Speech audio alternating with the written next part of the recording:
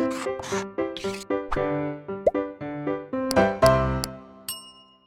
बच्चों, welcome to our study channel blueprint digital. मैं सचिन शर्मा, आपका फिजिक्स टीचर, आपका वेलकम करता हूं हमारे आज के इस लेक्चर में। तो हमारा लेक्चर क्या है आज का? हमारा आज का लेक्चर है फ्रांक हर्ट्ज का प्रयोग। तो फ्रांक और हर्ट्ज दो साइंटिस्ट जिन्होंने मिलकर साथ में एक एक्सपेरिमेंट दिया, एक प्रयोग किया जिसे हम कहते हैं फ्रांक हर्ट्ज एक्सपेरिमेंट। तो ये क्या देना चाहते थे? ये एक्चुअली जो परमाणु के विविक्त ऊर्जा स्तर है, क्या है ये? परमाणु के विविक्त ऊर्जा स्तर। तो इन्होंने कहा कि जो परमाणु में विविक्त ऊर्जा स्तर होते हैं उसको इन्होंने यहां समझाने का प्रयास किया। तो विविक्त ऊर्जा स्तर होते क्या है वो जब हम आपको समझाएंगे तो आपको समझ में आ जाएगा कि विविक्त ऊर्जा स्तर और सतत ऊर्जा स्तर से क्या हमारा अभिप्राय है। तो पहले तो ये चैप्टर चल रहा है हमारा अध्याय 11, परमाणु की संरचना तथा स्पेक्ट्रमों की उत्पत्ति। इस चैप्टर में 4-5 वीडियोस हम लोग पहले भी पब्लिश कर चुके हैं। तो उनमें हमने किया है, तो उनमें हम पुराने 1 या 2 लेक्चर के बारे में बताएंगे केवल। तो थोड़ा सा रिकॉल कर लेंगे उसके बारे में। तो हमने पुराने उसमें क्या पढ़ा? हमने पढ़ा जो हाइड्रोजन सदृश परमाणु होते हैं, यानी कि जो एक परमाणु है हाइड्रोजन सदृश, तो उसमें क्या होगा कि इलेक्ट्रॉन्स होंगे। इलेक्ट्रॉन्स क्या करेंगे? जो है परमाणु के अंदर वो क्या करेंगे? गति करेंगे। तो गति कहाँ करेंगे? वे अपनी कक्षाओं में गति करेंगे, यानी कि स्थिर कक्षा में वे गति करेंगे। तो गति करते समय वे क्या करेंगे? उनकी कुछ ना कुछ चाल होगी, किसी न किसी चाल से, किसी न किसी वेग से वे गति कर रहे होंगे। और जब वे जिस कक्षा में गति कर रहे होंगे तो उस कक्षा की त्रिज्या क्या होगी? तो ये सब बातें हमने पुराने लेक्चर्स में जो है आपको समझाई। तो उसमें हमने क्या दिखाया कि जो इलेक्ट्रॉन की कक्षा की जो ऊर्जा होती है Rn, वो हमने आपको निकालना सिखाया। और उसका एक जनरल एक फॉर्मूला समझाया आपको कि किस प्रकार से इसका फॉर्मूला निकाला जाता है। साथ में हमने वेग का फॉर्मूला भी आपको, सूत्र भी निकालना सिखाया। उसका एक्सप्रेशन, व्यंजक आप कह लीजिए, तो व्यंजक हमने आपको बनाना सिखाया nवीं कक्षा के लिए। और इसके अलावा हमने बताया कि हाइड्रोजन के अलावा भी यदि कोई अन्य परमाणु भी है यदि आपके पास में, तो उसके लिए आप Z का मान रखकर, जो कि परमाणु क्रमांक होता है, उसका मान रखकर आप उस परमाणु के लिए भी इस सूत्र को आप लगा सकते हो। तो ये हमने वहां पर आपसे डिस्कशन किया। इसके अलावा हमने आपको जो इलेक्ट्रॉन की ऊर्जा होती है, यानी कि जब वो एक कक्षा में घूम रहा है, एक कक्षा में जब वो गतिमान है, तो इस कक्षा में उसकी ऊर्जा कितनी होगी, यानी कि कुल ऊर्जा कितनी होगी, तो वो हमने आपको बताया वहां पे। इसके अलावा हमने बताया जब एक इलेक्ट्रॉन परमाणु के अंदर ऊंचे ऊर्जा स्तर से, यानी कि ऊंची कक्षा से निम्नतम कक्षा में आता, निम्न कक्षा में आता है, तो वो कुछ ऊर्जा विकृत करता है, यानी कि कुछ विकिरण उत्सर्जित करता है। उस विकिरण की तरंगदैर्घ्य क्या होगी, उसके लिए हमने आपको सूत्र बताया वहां पे। तो इस प्रकार से 2-3 चीजें हमने इसमें खास जो थी वो इंपॉर्टेंट, जो एग्जाम में पूछी जाती है, वो हमने आपको समझाई। तो ये आपको कहाँ मिलेंगे? ये हमारे ब्लूप्रिंट डिजिटल की प्लेलिस्ट में आपको मिल जाएगा। तो आज हम क्या पढ़ने वाले हैं? फ्रांक हर्ट्ज का एक्सपेरिमेंट। मोस्ट इंपोर्टेंट एक्सपेरिमेंट है ये भी। फ्रांक हर्ट्ज का पूछ लिया जाता है कि फ्रांक हर्ट्ज का एक्सपेरिमेंट, फ्रांक हर्ट्ज का प्रयोग समझाइए तथा जो है क्या बताइए, इसके निष्कर्ष बताइए।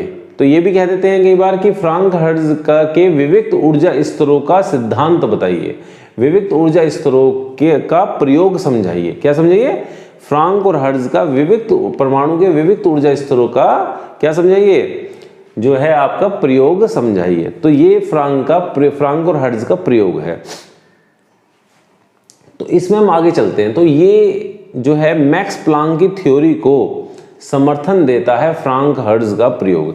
ये मैक्स प्लांक की थ्योरी पर ये स्टार्ट करता है और फिर धीरे धीरे करके आगे ये ले जाता है। तो उसमें हम मैक्स प्लांक का ये क्वांटम सिद्धांत है जिसमें कहा जाता है कि मैक्स प्लांक के क्वांटम सिद्धांत के अनुसार किसी पदार्थ द्वारा ऊर्जा का उत्सर्जन तथा अवशोषण निश्चित ऊर्जा के बंडलों के रूप में होता है, जिन्हें फोटोन कहते हैं। इसका कहने का मतलब यह है कि मैक्स प्लांक ने क्या कहा था? मैक्स प्लांक ने कहा था कि यदि कोई पदार्थ ऊर्जा को अवशोषित कर लेता है या फिर उसे उत्सर्जित कर लेता है, तो वो भी ऊर्जा के पैकेटों के रूप में करता है। यानी कि यदि ऊर्जा को अवशोषित भी कर लिया तो ऊर्जा के पैकेट्स के रूप में करेगा। जो पैकेट्स क्या होंगे? hν टाइप के पैकेट्स होंगे। ऊर्जा का पैकेट क्या है? hν। तो hν के पैकेट के रूप में जो है अवशोषित करता है और hν के रूप में ये उत्सर्जित करता है, या फिर इनके गुणज के रूप में करेगा। क्या? किसके रूप में? गुणज के रूप में। यानी कि hν है तो 2hν कर देगा, 2hν कर देगा, 3hν कर देगा। यानी कि अवशोषित भी इसी क्रम में करेगा और उत्सर्जित भी इसी क्रम में करेगा। और इनका कहने का मतलब ये भी था कि ये बहुत ज़्यादा स्तर तक नहीं हो सकता, यानी कि परमाणुओं द्वारा ऊर्जा का उत्सर्जन और अवशोषण कुछ सुनिश्चित मानों तक ही हो सकता है, यानी कि इसके बहुत ज़्यादा मान हम नहीं रख सकते। 3hν हो गया, 4hν, 5hν, 6hν, 7hν, तो कुछ ही ऊर्जा स्तर तक हो सकता है। ऐसा नहीं हो सकता कि 100, 200, 500, 1000 तक हम इसको ले गए। इन ऊर्जा स्तरों के क्रम को हम कहाँ तक ले गए? 500, 1000, लाख, 2 लाख तक ले गए। ऐसा कुछ नहीं हो सकता है। तो कुछ निश्चित मान ही इसके हो सकते हैं। तो 8 हो जाएं, 10 हो जाएं, 20 हो जाएं, 15 हो जाएं, तो कुछ ही निश्चित मान हो सकते हैं। तो इसलिए इन्होंने कहा कि परमाणु के केवल कुछ निश्चित ऊर्जा स्तर ही होते हैं, कुछ निश्चित ऊर्जा स्तर ही होते हैं, इससे ज़्यादा स्तर नहीं होते हैं। जब आप बड़ी क्लासेस में जाओगे तो वहाँ पर ये ऊर्जा स्तर भी बताए जाएंगे कि SPDF, इस तरह से ऊर्जा स्तर भी इसके बताए जाएंगे इलेक्ट्रॉन्स के, ठीक है। तो वो कहाँ इलेक्ट्रॉन्स होते हैं परमाणु के अंदर। अब बात आती है इस चित्र की। चित्र में दिखाया हुआ है फ्रांक-हर्ट्ज का प्रायोगिक उपकरण।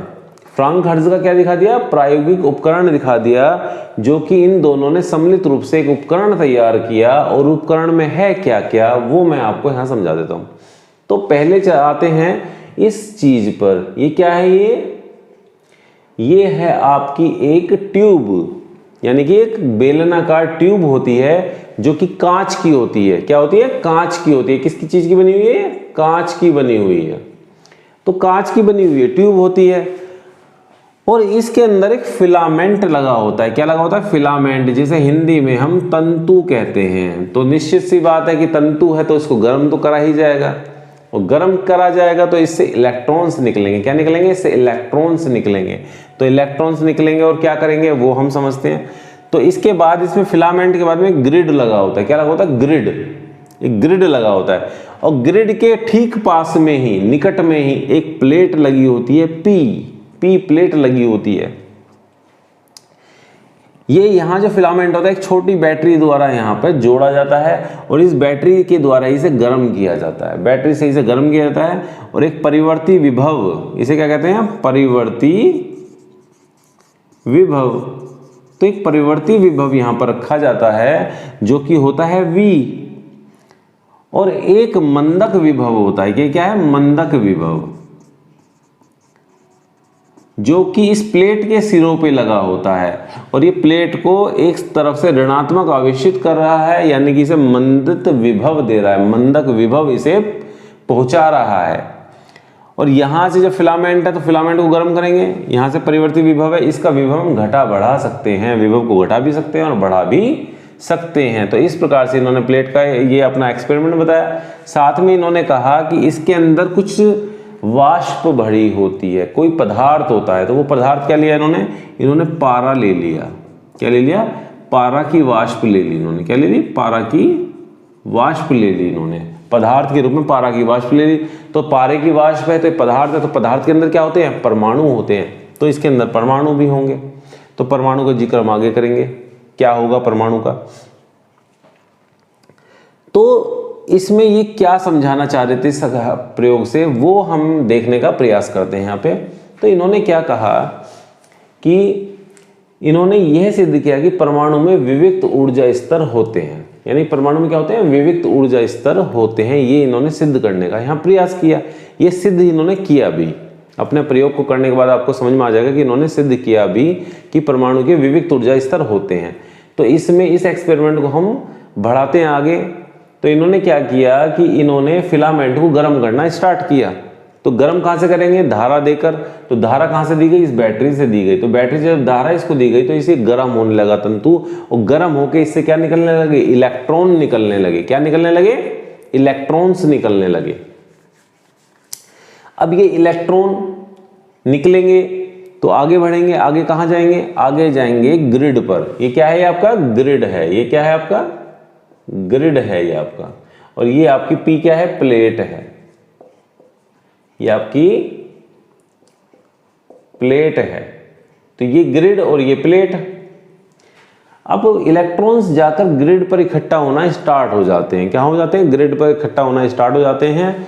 और यहाँ पर एक मंदक विभव लगा हुआ है प्लेट के ऊपर। प्लेट के ऊपर क्या लगा हुआ है? मंदक विभव लगा हुआ है। तो मंदक विभव का जो कार्य होता है, ये मैंने आपको पिछले चैप्टर में बताया था, ये मैंने फोटो इलेक्ट्रिक इफेक्ट में बताया था। कहाँ बताया था आपको? प्रकाश विद्युत प्रभाव में मैंने आपको ये बताया था कि जो मंदक विभव होता है वो इलेक्ट्रॉनों को प्रतिकर्षित करने का काम करता है, यानी कि इलेक्ट्रॉनों को प्रतिकर्षित करता है, यानी आकर्षित नहीं करता, प्रतिकर्षित करता है, यानी कि दूर जो है धकेलता है। तो ये मंदक विभव क्या करेगा?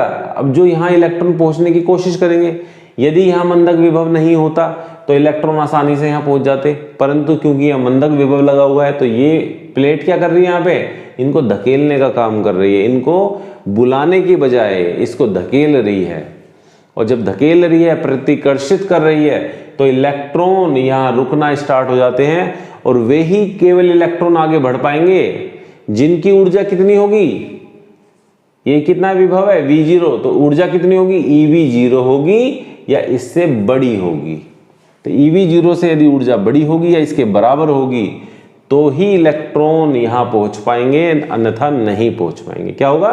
यहाँ तक तभी पहुंच पाएंगे। तो यही इस पॉइंट में कहा गया है कि तंतु F में वैद्युत धारा प्रवाहित करने पर वह गर्म हो जाता है तथा इससे इलेक्ट्रॉन उत्सर्जित होने लगते हैं, जैसे जो कि त्वरक विभव V द्वारा ग्रिड G पर त्वरित होते हैं।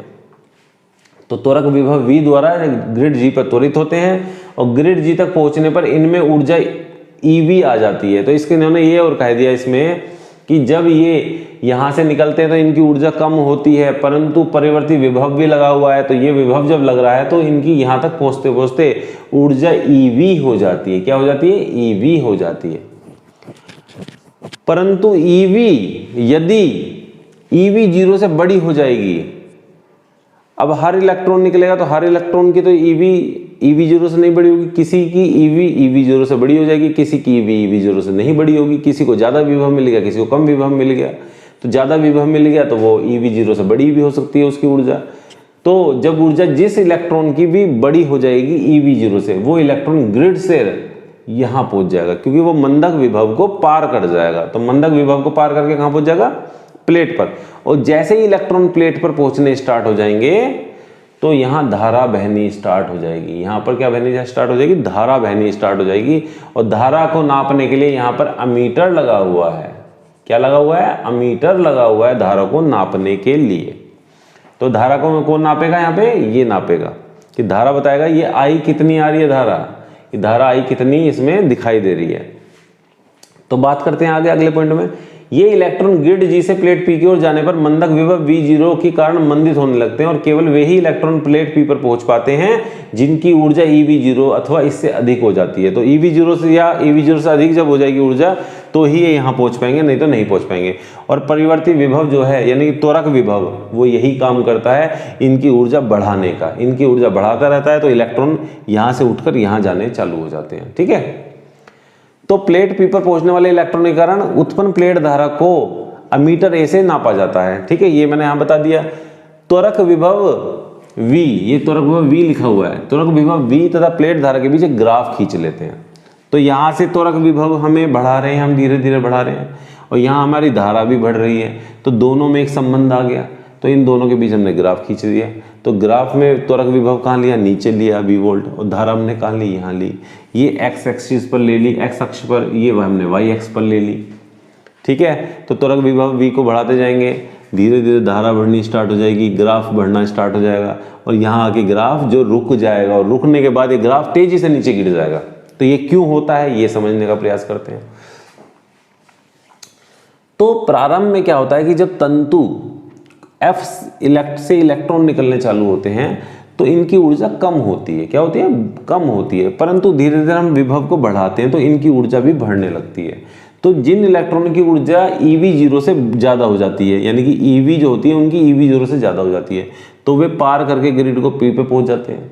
तो यानी कि धारा बढ़नी स्टार्ट हो जाएगी क्योंकि प्लेट पर इलेक्ट्रॉन पहुंच रहे हैं। तो जैसे जैसे विभव को बढ़ाते जाएंगे वैसे वैसे धारा बढ़नी भी स्टार्ट हो जाएगी। तो धारा भी बढ़नी स्टार्ट हो गई, बढ़ रही है, धीरे धीरे बढ़ती है। बढ़ते बढ़ते बढ़ते बढ़ते एक ऐसा पॉइंट आ जाएगा जहां पर धारा जो है आकर रुक जाएगी। ये क्यों हुआ यहाँ पे ऐसा, ये हमें देखना है। ठीक है। तो इस पॉइंट को पढ़ लेते हैं। तो प्रारंभ में तंतु ऐसे सजीव होने वाले इलेक्ट्रॉनों की ऊर्जा बहुत कम होती है। ग्रिड जी तक पहुंचते पहुंचते इलेक्ट्रॉन त्वरक विभव विकिरण अतिरिक्त ऊर्जा ईवी ग्रहण कर लेते हैं। प्रारंभ में कम ऊर्जा के कारण इलेक्ट्रॉन पारे के परमाणु को उत्तेजित नहीं कर पाते और सभी इलेक्ट्रॉन बिना ऊर्जा खोए ग्रिड जी तक पहुंच जाते हैं। अभी इनका एक बात और उन्होंने कही कि यहाँ पारा तो भरा हुआ था हमारा, तो पारे में क्या होने चाहिए, परमाणु होने चाहिए। और ऐसा क्यों हो रहा है कि पारे में जो परमाणु है उनसे इलेक्ट्रॉन क्यों नहीं टकरा रहे, क्योंकि इलेक्ट्रॉन भी वहीं से गुजर रहे हैं, पारा भी यहीं पर है, तो उनसे क्यों नहीं टकरा रहे? क्योंकि हमने जो पढ़ा था, क्या पढ़ा था आपने पढ़ा था जो है रदरफोर्ड का अल्फा प्रकीर्णन प्रयोग। तो उसमें उसने क्या दिखाया था, उसने दिखाया था कि जब अल्फा कण सोने की पन्नी पर, स्वर्ण पत्र पर, पतले स्वर्ण पत्र पर गिराए गए थे, बमबारी की गई थी उनकी, तो कुछ तो पार चले गए थे ऐसे निकलकर, कुछ तो पन्नी में से ऐसे ही पार हो गए। काफी कण, बहुत सारे कण जो थे, ज्यादातर कण जो थे वो पार हो गए, और कुछ कण जो थे वो किसी भी दिशा में मुड़ गए, वो 90 डिग्री की दिशा में मुड़ गए वहां से टकराकर। ठीक है, परमाणु के अंदर से टकराकर वो 90 डिग्री की दिशा में मुड़ गए। कुछ 90 डिग्री से छोटे कोण पर भी मुड़ गए, कुछ 90 डिग्री से ज्यादा कोण पर भी मुड़ गए, और कुछ ऐसे भी थे जो मुड़कर वापस चले गए, यानी कि जिस दिशा से आ रहे थे उसी दिशा में वापस लौट गए। तो ऐसा क्यों हुआ? ऐसा हुआ नाभिक के कारण। तो नाभिक की परिकल्पना वहां से दी गई थी। तो नाभिक किसमें है? परमाणु के अंदर। तो वहां किससे टकरा रहे थे? वे नाभिक से टकरा रहे थे। तो हम यहाँ पे नाभिक ना कहकर परमाणु ही कहेंगे, क्योंकि हमें तो मतलब परमाणु से है। ठीक है, नाभिक तो जब हम पढ़ना चाहेंगे, जब भी हम पढ़ेंगे नाभिक का, पर मेन चीज क्या है? परमाणु। तो परमाणु से जब वे टकरा रहे हैं, तो परमाणु के अंदर भी तो नाभिक से टकरा रहे हैं ना, तो इसका मतलब परमाणु से टकरा रहे हैं हमें। जैसे कि कार से यदि टक्कर एक बाइक की आगे से होती है, यानी कि बोनट से होती है आगे से, तो कहा तो ऐसे जाता है कि कार की टक्कर किससे हुई, मतलब बाइक की टक्कर किससे हुई? कार से हुई। यदि पीछे से टक्कर हो जाए, तो बम्पर की साइड से टक्कर हो जाए, तो क्या कहा जाता है? कार की टक्कर बाइक से हुई। या ऐसा कहा जाता है कि कार की टक्कर जो है बम्पर से हुई, या कार जो आपकी बाइक की टक्कर बम्पर से हुई, या बाइक की टक्कर जो है बोनट से हुई, या बाइक की टक्कर दरवाजे से हुई कार के, ऐसा तो नहीं कहा जाता। तो मतलब तो वही है कि जो मेन बॉडी है उससे मतलब है। तो कार की जो इलेक्ट्रॉन टक्कर किससे हो रही है? परमाणु से होनी है। अब इलेक्ट्रॉन टकरा क्यों नहीं रहे? इलेक्ट्रॉन इसलिए नहीं टकरा रहे शुरुआत में, क्योंकि शुरुआत में उनकी एनर्जी है कम है, तो वे क्या करेंगे? उनकी ताकत है कम, तो ताकत जब कम है तो वे सीधे निकल जाएंगे परमाणुओं से बिना टकराए, और टकराएंगे भी तो वो उनका कुछ नहीं होना, क्योंकि उनकी ऊर्जा उनके पास है ही नहीं। तो बिना टकराए वे निकल जाते हैं, और बिना टकराए निकलकर वे ग्रिड पर पहुंचते हैं, और जिनकी ऊर्जा EV0 से ज्यादा होती है वो प्लेट पर भी पहुंच जाते हैं। ठीक है, तो वो प्लेट पर, तो इन्होंने क्या कहा कि परमाणु को उत्तेजित नहीं कर पाते। क्यों नहीं कर पाते? क्योंकि उनके पास इतनी ऊर्जा है ही नहीं, इतनी ऊर्जा शुरुआत में उनके पास है ही नहीं कि वे परमाणु को उत्तेजित कर पाए, उनको टकराकर अपनी ऊर्जा दे पाए। तो परमाणु से जब इलेक्ट्रॉन टकराते हैं तो वो अपनी ऊर्जा उन्हें दे देते हैं। तो जब वे टकराएंगे उन्हें वो अपनी ऊर्जा दे देंगे, तो अपनी जब ऊर्जा उन्हें दे देंगे वे, तो उन्हें उत्तेजित कर देंगे। तो वे कब करेंगे? शुरुआत में वे नहीं कर पाएंगे, तो ये कहता नहीं कर पाते हैं, और सभी इलेक्ट्रॉन बिना ऊर्जा खोए, उनकी ऊर्जा नहीं खोती, और वे कहाँ पहुंच जाते हैं? G पर पहुंच जाते हैं। इनमें से जिन इलेक्ट्रॉन की ऊर्जा EV0 से अधिक हो जाती है वे प्लेट पर हो जाते हैं, और धारा I प्राप्त होती है। ये मैंने आपको पहले भी बता दिया। अब बात आती है त्वरक विभव V को और बढ़ाने की। यदि हम त्वरक विभव V को जैसे जैसे बढ़ाते चले जाते हैं धीरे धीरे, तो एक स्थिति ऐसी आ जाती है जब त्वरक विभव इतना हो जाता है, V बराबर 4.86 वोल्ट हो जाता है, यानी कि ये हो जाता है यहाँ पर, इस जगह पर। ये क्या कितना हो जाता है यहाँ पर हो जाता है 4.86 वोल्ट हो जाता है। और यहाँ वोल्ट इतना हो जाने पर इसका शिखर प्राप्त हो जाता है हमें धारा का। पहला शिखर हमें धारा का प्राप्त हो जाता है कि जब धारा बढ़ती बढ़ती यहाँ तक पहुँच जाती है, और यहाँ से गिरने वाली होती है धारा, तो यहाँ पहुँच जाती है। तो जब हमें शिखर प्राप्त हो जाता है तो धारा भी अचानक घटनी चालू हो जाती है, यानी धारा भी नीचे की ओर घटनी स्टार्ट हो जाती है। धारा क्यों घटने लगती है बताओ? धारा इसलिए घटने लगती है कि इलेक्ट्रॉन को इतनी ऊर्जा मिल जाती है कि वे परमाणुओं से टकराना स्टार्ट कर देते हैं। यानी कि अब तो ताकत आ गई इलेक्ट्रॉन में भी, तो इलेक्ट्रॉन में जब ताकत आ गई तो वे क्या करेंगे? वे अब भिड़ना स्टार्ट करेंगे परमाणुओं से, वे लड़ना स्टार्ट करेंगे परमाणुओं से, और लड़ाई में परमाणुओं को अपनी ऊर्जा दे देंगे। क्या दे देंगे? क्योंकि आपने सुना होगा कि इलेक्ट्रॉन परमाणुओं के अंदर होते हैं, इलेक्ट्रॉन के अंदर परमाणु नहीं होते। तो इलेक्ट्रॉन जब कम रहे, मतलब उन्हीं की जो है पावर कम तो उन्हीं की रहनी है, तो वो पावर किसकी खत्म होगी? वो इलेक्ट्रॉन की खत्म होगी। तो इलेक्ट्रॉन किसको पावर दे देगा? अपनी जो है परमाणु को दे देगा। और इलेक्ट्रॉन की पावर क्या है? इलेक्ट्रॉन की ऊर्जा। तो अपनी ऊर्जा वो किसे दे देगा? परमाणु को दे देगा। और परमाणु को टक्कर करता है और टक्कर में उसे अपनी ऊर्जा दे देता है, और ऊर्जा देके वो जो है आगे नहीं पहुंच पाता। और जब तक प्लेट पर इलेक्ट्रॉन नहीं पहुंचेंगे, यानी कि उनकी ऊर्जा कम हो गई तो EV0 जो इनकी यहाँ मंदक विभव था, इसको वे पार नहीं कर पाते और यहाँ तक नहीं पहुँच पाते। और जब तक प्लेट पर इलेक्ट्रॉन नहीं पहुँचेंगे तब तक यहाँ भी धारा नहीं बहेगी, धारा रुकनी स्टार्ट हो जाएगी। और धारा धीरे धीरे नहीं, बहुत तेजी के साथ घट कर नीचे पहुँच जाएगी। धारा कितनी पहुँच गई? बहुत कम हो गई। विभव तो इतना सा बड़ा, पर धारा एकदम झट से नीचे आ गई, यहाँ से लेकर यहाँ आ गई, तुरंत फटाक से नीचे धाए धम करके नीचे गिरती है तुरंत। ठीक है, विभव तो इतना सा ही बढ़ा है, यहाँ से यहाँ तक बढ़ा है केवल, पर धारा यहाँ से लेकर यहाँ तक घट गई। देख लो आप। ठीक है, आगे बात समझ में। तो ऊर्जा इतनी हो जाती है कि वे पारे के परमाणु से टकरा कर उन्हें उत्तेजित कर देते हैं। इस टक्कर में अपनी ऊर्जा खो देते हैं। मंदक विभव V0 को पार करके वे प्लेट तक नहीं जा पाते, और नहीं जा पाते तो धारा भी घट जाती है। धारा एकदम सडनली नीचे टूटकर नीचे आ जाती है, घट जाती है धारा। और इस प्रकार ये हमें प्रथम उत्तेजन विभव हमें मिल जाता है। इसे क्या बोलते हैं? प्रथम उत्तेजन विभव मिल जाता है यहाँ पे, जो कि कितना होता है? 4.86। तो प्रथम उत्तेजन विभव मिल गया 4.86 मिल गया हमें। ये देखो यहाँ लिखा हुआ है मैंने, प्रथम उत्तेजन विभव पारे के लिए। ये पारे के लिए मिला है क्योंकि पारा भरा हुआ था। यदि यहाँ पे कुछ और भरा होता, पारे की वाष्प ना होकर किसी और चीज की वाष्प होती है, कुछ और पदार्थ होता, तो उसका उत्तेजन विभव कुछ और हो सकता था। ठीक है, क्लियर है। अब आती है बात कि अब हमने देखा कि यहाँ धारा अब कम होनी स्टार्ट होगी, गिरकर वो न्यूनतम मान पर पहुंच गई, न्यूनतम मान पहुंच गई। अब हम चाहते हैं कि धारा फिर से बढ़े, कोशिश करना नहीं छोड़ेंगे हम। फ्रांक हर्ट्ज ने कोशिश करना नहीं छोड़ा, उन्होंने कोशिश की कि देखते हैं और बढ़ती है क्या, फिर से दोबारा से बढ़ जाए किसी तरह से। तो उन्होंने विभव को बढ़ाना स्टार्ट कर दिया, नितोरक विभव, परिवर्ती विभव को उन्होंने बढ़ाना स्टार्ट कर दिया। तो धीरे धीरे बढ़ाते गए। अब क्या हुआ कि इलेक्ट्रॉनों को फिर से ऊर्जा और मिलनी चालू हो गई। जितनी वो टक्कर में खो रहे थे उससे ज़्यादा उन्हें ऊर्जा प्राप्त होनी स्टार्ट हो गई। यानी कि फ्रांक हर्ट्ज ने सोचा कि ऐसा हो जाए कि भाई इलेक्ट्रॉन को जितनी ऊर्जा खर्च करने के लिए चाहिए उतनी भी मिल जाए और एक्स्ट्रा उसकी बचत भी हो जाए, यानी कि इलेक्ट्रॉन के पास कुछ बची भी रह जाए, और वो इतनी हो जाए कि वो EV0 को पार कर जाए। तो ऐसा वो होना स्टार्ट हो गया कब? जब उन्होंने और बढ़ाना इसे स्टार्ट किया। तो धीरे धीरे वो और बढ़ाते हैं और 4.86 से जब और बढ़ाना स्टार्ट कर देते हैं तो यहाँ पर इलेक्ट्रॉनों को इतनी ऊर्जा मिलनी स्टार्ट हो जाती है। इलेक्ट्रॉन निकल ही रहे हैं फिलामेंट से, तंतु से, तो इतनी ऊर्जा उन्हें मिलनी स्टार्ट हो जाती है कि वे परमाणु से टक्कर भी करते हैं। उनको अपनी ऊर्जा भी, कुछ ऊर्जा उनकी खत्म भी हो जाती है परमाणु को देने में, उत्तेजित करने में कुछ ऊर्जा उनकी खत्म हो जाती है, पर उसके बाद भी इतनी ऊर्जा कुछ इलेक्ट्रॉनों की बच जाती है कि वे ग्रिड से लेकर प्लेट तक पहुंच जाते हैं और फिर से जो है धारा बहनी इसमें स्टार्ट हो जाती है, इसमें फिर से धारा बहने लगती है। और जैसे जैसे विभव बढ़ाते जाते हैं वैसे वैसे धारा बढ़ने लगती है, वैसे धारा बढ़ने लगती है। फिर एक बिंदु आता है दोबारा से, धारा बढ़ रही है, बड़ी यहां तक बढ़ी, ठीक है। ये बिंदु फिर आ जाता है, फिर एक बिंदु और शिखर आ जाता है।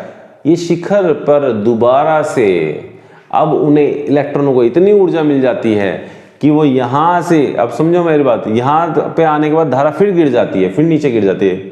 विभव तो इतना सा बड़ा पर धारा फिर से गिर गई। क्यों गिरी? क्योंकि यहां इलेक्ट्रॉनों को इतनी ऊर्जा मिल जाती है कि वे दो बार टक्कर करते हैं। किसके साथ? परमाणु के साथ। पहले परमाणु से टकराते हैं, फिर आगे बढ़ते हैं, फिर परमाणु से टकरा जाते हैं। तो दो बार टक्कर में अपनी ऊर्जा खत्म कर लेते हैं और ऊर्जा उनकी इतनी भी नहीं रह जाती कि मंदक विभव को वे पार कर जाएं। मंदक विभव की ऊर्जा यानी कि EV0 को वे पार कर जाएं, इतनी भी ऊर्जा उनके पास बची नहीं रहती है। तो इस प्रकार से क्या होता है, धारा अचानक से फिर से कम होने स्टार्ट हो जाती है, बहुत तेजी के साथ कम हो जाती है, अचानक से कम होती है और वो धारा धीरे धीरे आपको दिख रहा होगा यहाँ पर आ जाती है। और ये पॉइंट कौन सा आता है? पहला पॉइंट तो बताया मैंने 4.86 वोल्ट पर आता है, दूसरा पॉइंट आता है 9.72 वोल्ट पर। कितने पर आता है? 9.72 वोल्ट पर। ये दूसरा वाला पॉइंट हमारा आ जाता है जिस पे धारा अचानक से यहां से गिरनी स्टार्ट हो जाती है। तो प्रथम उत्तेजन विभव मैंने आपको बताया 4.86 वोल्ट होता है, और दो शिखर हमें मिले, इन दो शिखरों के जो बीच का जो वोल्ट होगा वो भी प्रथम उत्तेजन विभव ही कहलाएगा। यानी कि 4.86 पे यहाँ मिला, और यहाँ से यदि यहाँ तक आप जाओ तो 9.72, यानी कि ये भी 4.86 ही है। इन दोनों का आप जोड़ोगे इसको और इसको तो ये 9.72 वोल्ट ही बैठेगा। तो इन दो शिखरों के जो बीच का जो वो विभव है वो भी जो है 4.86 वोल्ट यानी कि प्रथम उत्तेजन विभव ही होता है। ये मैंने आपको सारी बात इसके अंदर भी यहाँ समझा दी है, जो मैंने आपको बोल के बताया सेम बात मैंने यहाँ पर लिख रखी है इसके अंदर, ठीक है। तो यहाँ पे कह भी रखा है 9.72 जब वोल्ट विभव हो जाता है तो इलेक्ट्रॉन पारे के परमाणु से दो टक्कर करते हैं, दो बार टकराते हैं और फिर से अपनी सारी ऊर्जा को खो देते हैं तथा प्लेट तक नहीं पहुंच पाते और धारा पुनः घटने लगती है। और यह प्रक्रिया बार बार दोहराती है। जब बार बार दोहराएंगे तो यही काम फिर से होगा, फिर इलेक्ट्रॉन की ऊर्जा बढ़ेगी, फिर टकराएंगे, फिर वहाँ पर फिर जो है टक्कर ज़्यादा हो जाएंगी, 2 से 3 टक्कर हो जाएंगी, फिर घटनी स्टार्ट हो जाएगी। तो इस प्रकार से शिखर मिलते हैं हमें, 1 शिखर, 2 शिखर, 3 शिखर। अब इससे क्या पता चल रहा है आपको? अब इससे ये पता चलता है हमें, क्या पता चलता है फ्रांक, जबकि हमें क्या पता चलता है, फ्रांक हर्ट्ज को पता चला, फ्रांक हर्ट्ज ने हमें बताया, हम आपको बता रहे हैं। तो फ्रांक हर्ट्ज को क्या पता चला? फ्रांक हर्ट्ज को ये पता चला इस चीज से कि इलेक्ट्रॉन लगातार ऊर्जा नहीं दे रहा परमाणु को। क्या नहीं दे रहा? लगातार ऊर्जा नहीं दे रहा कि लगातार वो देता ही जा रहा इलेक्ट्रॉनों को। वो तो जब इलेक्ट्रॉन को ऊर्जा देता है जब उसके पास खुद के पास इतनी ऊर्जा हो जाती है कि वो इलेक्ट्रॉन परमाणु को टकरा कर वो दे पाए, तो जब वो दे पाता है, अदरवाइज वो लगातार ऊर्जा नहीं दे पाता। तो लगातार ऊर्जा, यहाँ का ऊर्जा दी, फिर कम हुई, फिर घट गई, फिर बढ़ गई, तो इस प्रकार से लगातार वो ऊर्जा नहीं दे पाता। क्या नहीं दे पाता? लगातार वो ऊर्जा नहीं दे पाता परमाणु को। तो इसका मतलब क्या है? इसका मतलब ये है परमाणु में इलेक्ट्रॉन को ऊर्जा मिली, इलेक्ट्रॉन कहाँ चला गया? इलेक्ट्रॉन ऊंची कक्षा में चला गया, ऊंची कक्षा में 10⁻⁻8 सेकंड तक रहेगा, फिर कूदेगा वहां से। जब कूदेगा तो अपनी ऊर्जा उत्सर्जित करेगा, विकिरण उत्सर्जित करेगा, उस विकिरण में तरंग दैर्घ्य होगी, तरंग दैर्घ्य से हम स्पेक्ट्रम बनाएंगे। स्पेक्ट्रम किससे बनता है? तरंग दैर्घ्य से तो बनता है। तो उसको टुकड़ों में मिल रही है ऊर्जा, पहले मिली, फिर थोड़ी देर बाद फिर मिली, फिर थोड़ी देर बाद फिर मिली। अब जब परमाणु ही को धीरे धीरे ऊर्जा मिल रही है तो लगातार उसका स्पेक्ट्रम नहीं बन पाता। क्या नहीं बन पाता? स्पेक्ट्रम लगातार नहीं बन पाता, सतत स्पेक्ट्रम नहीं बनता। उसका कैसा बनता है? विविक्त ऊर्जा स्पेक्ट्रम बनता है। कैसा बनता है? विविक्त ऊर्जा स्पेक्ट्रम उसका बनता है। यानी कि परमाणु को यदि लगातार ऊर्जा मिलती रहती तो सतत स्पेक्ट्रम मिल जाता, सतत स्पेक्ट्रम में मिल जाता, यानी कि लगातार ऊर्जा हमें मिलती रहती, यानी कि लगातार तरंग दैर्घ्य हमें प्राप्त होती रहती। परंतु तरंग दैर्घ्य प्राप्त कैसे होगी लगातार? क्योंकि पहले ऊर्जा मिली इलेक्ट्रॉन उसको, परमाणु को, तो परमाणु कहाँ चला गया? अपनी ऊपर की स्टेट में चला गया, ऊपर की ऊर्जा स्तर में चला गया, यानी कि इलेक्ट्रॉन चला गया। तो इलेक्ट्रॉन चला गया तो परमाणु को भी वही बोला जाएगा, परमाणु भी उच्च ऊर्जा स्तर में चला गया। अब परमाणु फिर निम्न ऊर्जा स्तर में आएगा, तो निम्न ऊर्जा स्तर में आएगा तो क्या निकलेगा? विकिरण उत्सर्जित होगी। तो विकिरण में क्या होगा? तरंग दैर्घ्य। तो तरंग दैर्घ्य निकली तो स्पेक्ट्रम मिला हमें। अब स्पेक्ट्रम कब मिल रहा है? जब परमाणु को ऊर्जा मिल रही है। तो परमाणु को ऊर्जा ही टुकड़ों में मिल रही है, यानी कि विविक्त क्रम में परमाणु को ऊर्जा मिलती है। इसी वजह से परमाणु का जो स्पेक्ट्रम होता है वो विविक्त होता है। क्या होता है? परमाणु का जो स्पेक्ट्रम होता है वो विविक्त होता है और वो सतत नहीं होता। ये फ्रैंक और हर्ट्ज ने इसके बारे में जो है निष्कर्ष दिए। इन निष्कर्षों को मैं आपको यहाँ पर लिख कर और दे देता हूँ। तो कुछ तो फ्रैंक और हर्ट्ज ने जो निष्कर्ष दिए वो कुछ उसमें कुछ बातें हैं, कुछ 3-4 पॉइंट्स हैं, वो मैं आपके लिए दे देता हूँ यहाँ पे। तो बच्चों, फ्रैंक हर्ट्ज ने जो प्रयोग किया था उसके आधार पर उसने कुछ निष्कर्ष देने का काम किया। तो क्या निष्कर्ष उसने दिए? उसने 4 प्रकार के निष्कर्ष दिए। वैसे तो मैंने आपको बता दिए हैं, तो थोड़ा सा लैंग्वेज में भी आप समझ लो थोड़ा सा। तो परमाणु, उन्होंने कहा पहला निष्कर्ष, परमाणु के विविक्त ऊर्जा स्तर होते हैं। मैंने आपको बताया जब परमाणु को खुद ही ऊर्जा टुकड़ों में मिल रही है, विविक्त रूप में मिल रही है, तो उसके ऊर्जा स्तर भी तो विविक्त ही होंगे। यानी कि ऊर्जा स्तर का मतलब वो जब ऊर्जा मिली तो नए ऊर्जा स्तर में चला गया, मतलब ऊंचे ऊर्जा स्तर में चला गया। जब ऊर्जा जो है कुछ देर बाद मिली तो फिर से चला गया, तो इस प्रकार से विविक्त ऊर्जा स्तर उसके होते हैं। इसी प्रकार कहता है विभिन्न तत्व के परमाणु के ऊर्जा स्तर भिन्न भिन्न होते हैं। यदि परमाणु हमने कौन से लिए थे, पारे के लिए थे, तो पारे के ऊर्जा स्तर अलग तरह के होंगे। यदि पारे की जगह किसी और प्रकार की वाष्प भर दी जाए, सोडियम की वाष्प भर दी या किसी और अन्य तत्व की वाष्प भर दी हमने, तो उसके लिए क्या होंगे, उनके ऊर्जा स्तर भी भिन्न होंगे। और ऊर्जा स्तरों से ही हम स्पेक्ट्रम बनते हैं। क्या बनते हैं, स्पेक्ट्रम बनते हैं। क्योंकि परमाणु जब ऊंचे ऊर्जा स्तर में जाएगा, यानी कि इलेक्ट्रॉन उसका ऊंचे ऊर्जा स्तर में जाएगा, तो परमाणु का भी स्तर क्या हो गया, ऊंचे ऊर्जा स्तर में हो गया। तो जब वो नीचे आएगा, नीचे वाले स्तर में आएगा, तो वो तरंग दैर्घ्य निकालेगा, तो तरंग दैर्घ्य से क्या बनेगा, स्पेक्ट्रम बनेगा। आई बात समझ में? तो वही चीज है। इसके बाद कहते हैं साधारणतः सभी परमाणु अपनी निम्नतम ऊर्जा स्तर में होते हैं, तो निम्नतम में ही होते हैं। अभी आप देखो कि जब परमाणु को इलेक्ट्रॉन मिला ही नहीं, इलेक्ट्रॉन से ऊर्जा मिली ही नहीं किसी प्रकार की, तो वो किसी भी उसका जो इलेक्ट्रॉन है उसका परमाणु का, वो किसी भी ऊर्जा स्तर में नहीं जाएगा, यानी कि परमाणु भी किसी भी ऊर्जा स्तर में नहीं जाएगा। तो इसका मतलब वो कहाँ है, वो ग्राउंड स्टेट में है, जीरो स्टेट में। किसे क्या कहते हैं, जीरो स्टेट में, यानी कि निम्नतम अवस्था में वो है। इसके अलावा कहते हैं जब परमाणु किसी उच्च ऊर्जा स्तर से लौटता है, यानी कि जब उसकी ऊर्जा मिली, वो उच्च ऊर्जा स्तर में चला गया, और जब वो वहां से लौटेगा तो ऊर्जा को निकालेगा, तो निकालेगा किस रूप में, प्रकाश के रूप में। और प्रकाश के रूप में निकालने से ही स्पेक्ट्रम हमें प्राप्त होता है। ये फ्रांक और हर्ट्ज ने अपनी थ्योरी के अनुसार बताया। तो बच्चों इंपॉर्टेंट टॉपिक है फ्रांक और हर्ट्ज, ये पूछ लिया जाता है। तो ये जिस प्रकार से समझाया है, आप इसी प्रकार से यदि इस पूरे टॉपिक को लिखाओगे तो आपके नंबर पक्के। तो हम नेक्स्ट वीडियो मिलते हैं। तो नेक्स्ट वीडियो में और नए टॉपिक्स के साथ हम डिस्कस करते हैं। अभी हमें बहुत इंपॉर्टेंट टॉपिक्स हैं इस चैप्टर के अंदर। ये चैप्टर ही एक्चुअली बहुत इंपॉर्टेंट है, जो ये परमाणु से रिलेटेड चैप्टर है, बहुत इंपॉर्टेंट चैप्टर है, क्योंकि इसमें न्यूमेरिकल्स भी हैं जो कुछ आते हैं, उनके ऊपर पूछ लिया जाता है। और इसके अलावा थ्योरिटिकल जो हमारे क्वेश्चन आते हैं, जो कि विस्तृत उत्तरीय क्वेश्चन या लघु उत्तरीय क्वेश्चनों में आते हैं, वो काफ़ी क्वेश्चन इस चैप्टर से पूछे जाते हैं। हमारा कोई लेक्चर बिल्कुल भी मिस ना करें, तो जुड़े रहिए हमारे साथ। तो thank you for watching our videos, और हमारे वीडियो को लाइक, सब्सक्राइब और शेयर जरूर करें, साथ में बेल आइकन भी जरूर क्लिक करें। So thank you for watching our videos, thank you very much.